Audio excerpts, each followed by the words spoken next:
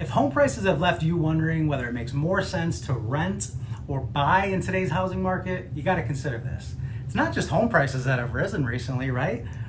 Rent prices have skyrocketed as well. You know, a recent article from Realtor.com mentioned that the median rent across 50 US metro areas was $1,876 a month. That means that the rising prices are going to impact your housing plans either way. But there are some key differences that can make buying a home more worthwhile, right? In addition to being more affordable depending on how many bedrooms you need, buying has two other key benefits: payment stability and equity, okay? When you buy a home, you lock in your monthly mortgage payment with your fixed rate, right?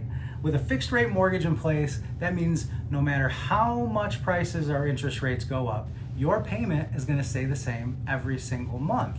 And that's an advantage over renting because there's a good chance your landlord is going to raise your rent to counter inflation. You can bet on it. And not to mention, when you buy a home, you have a chance to build equity, which in turn grows your net worth. Simply put, it's going to work like this, okay?